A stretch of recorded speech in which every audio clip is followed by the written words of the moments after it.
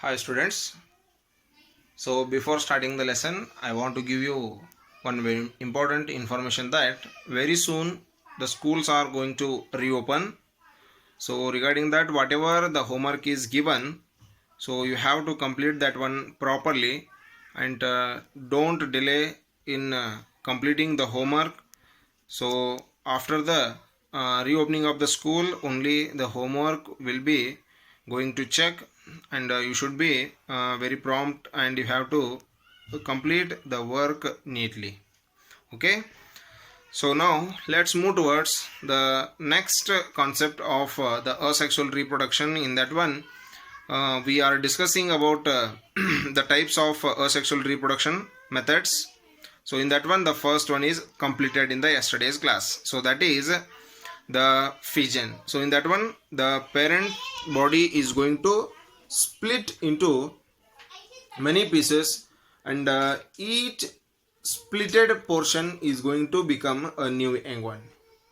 So if it is if the organism is going to split into two parts, so that is called the binary fission.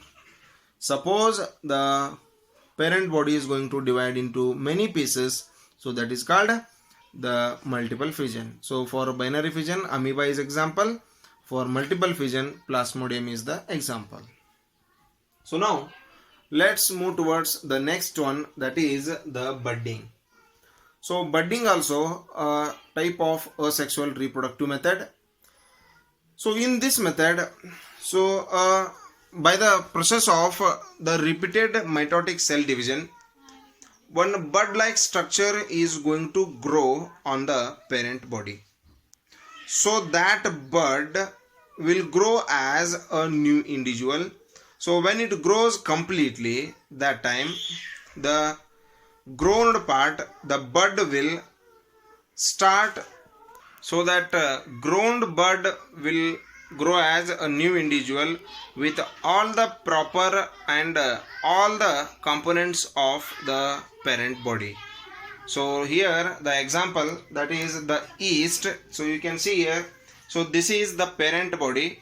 When it grows completely, when this parent body grows completely, the nucleus which is present inside the cell, that will start to divide, and after that one it will get a bud on its surface. So this bud will get all the components which are present in the parent body, so it will grow like this. So when it grows completely, so when the growth of the individual is going to complete, that time, so it is going to separate from the parent body and it will develop as a new individual and it can live its independent life. So this is the yeast. So here one more example we can see here, that is the hydra is also the one more example for the budding. So here the main concept is, when the body of the parent is developed completely, that time the components which are present inside the cell, they will start to divide by the process of mitotic cell division. So on the surface of the parent body, on the surface of the parent cell, a bud like structure will start to grow. Okay, so here, so whatever the components which are present inside the cell of the parent, so the new individual, it will get all the components of the parent body and that will grow as a new individual. But when it grows completely, so all the concepts, all the components of the parent body, when they transferred to the growing bud, so then it will start to detach from the parent body and it will live its independent life. So like this we can see the same concept in the hydra also. So hydra and yeast are the two examples for the process of budding. So that is the asexual reproductive method. So here only involvement of only one parent is going to take place.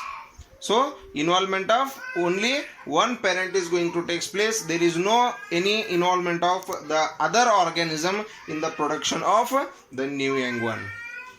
So only one body it is going to produce the new young ones. So this is the budding.